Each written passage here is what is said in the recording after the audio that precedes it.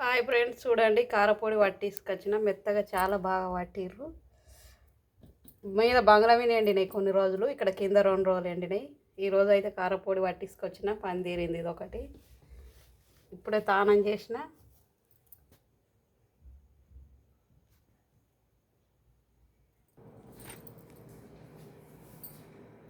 Hi friends, కారపొడి పట్టించుడు అయింది అందరిది. నేనైతే ఇప్పుడు పట్టించుకొచ్చిన, ఇంతకుముందు పట్టించుకొచ్చి ఇక పని అయితే తీరింది. వంట చేసుకోవాలి. ఇక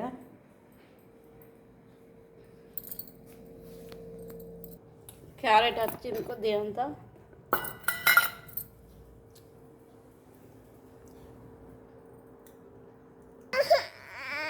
ఏమైంది చల్లగా గాలి వస్తుంది, మంచిగా ఆడుకోవచ్చు. ఎప్పుడు ఏడుచుడా. ఇక టుంకాకైతే గిట్ల ఎండబెడుతున్నా. ఈడ కొద్దిగా ఆడ కొద్దిగా గిట్లా పెడుతున్నా లైన్గా అప్పుడాలి. ఏమైందమ్మా? ఏమైంది?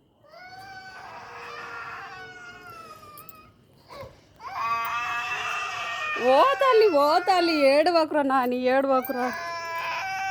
ఓ మహేంద్ర, ఏమైంద్ర బంగారు తల్లి. మంచిగా తిరుక్కుంటూ ఆడుకోవచ్చు.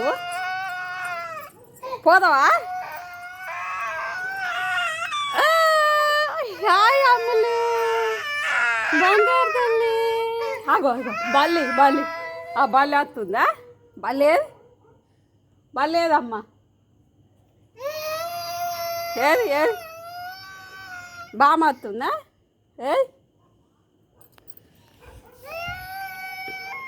పనులు తీరినాయి ఫ్రెండ్స్ అందరివి.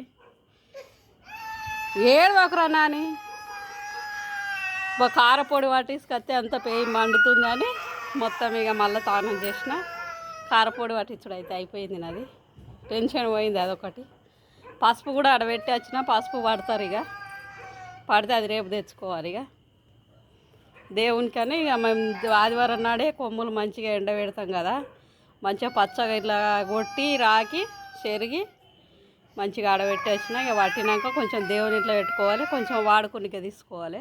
అట్లా చేస్తాం అన్నట్లు. మేము మండకోము, పిల్లది పట్టియం కానీ మండలే ఉడకబెట్టి పట్టించుకుంటాం. నేను ఉడకబెట్టేది కూడా చూపించిన కదా, మండ పిల్ల కూడా ఉడకబెట్టిన. అది కొంచెం మందికి అమ్మిన. ఒక అన్నయ్య అడిగిండు నన్ను, మక్కలు 20 గుంటలకు ఎన్ని అయినాక ఎన్ని సంచులు అయినాయి అని.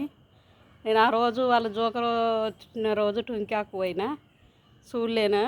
ఇక ఇంటికి వచ్చినాక అడిగినా, ఇక జోకిర్రట.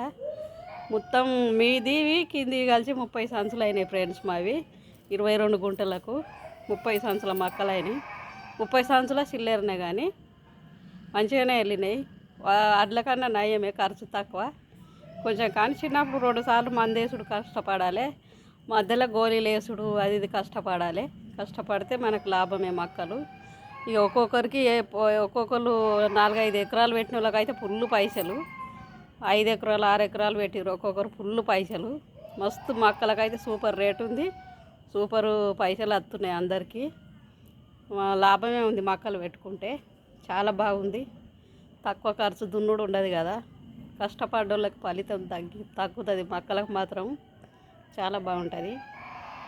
కొయ్యకళ్ళల్లో పెట్టుడు, ఇట్లా కొంచెం ఎదిగినాక మందేసుడు, మళ్ళీ ఇంకా కొంచెం ఎదిగినాక మళ్ళీ మందేసుడు, మళ్ళీ మధ్యలో ఒకసారి పురుగిట్లు వస్తే ఇంటి స్కోలీలు వేసుడు, ఇట్లా పిండిలో కలిపి అట్లా అవన్నీ చూపించిన కదా. అట్లా వేసుకోండి మీరు, వ్యవసాయం చేసుకుంటే చాలా ఖర్చు తక్కువ ఉంటుంది కూలీలది. ఇక ఈ రంగం కూడా వాళ్ళే వచ్చి పోసుకుంటారు, కింటలకు గింత అని తీసుకుంటారు. ఇక మనకు మోసి ఒక కడ కుప్ప పోసుకోవాలి అంతే.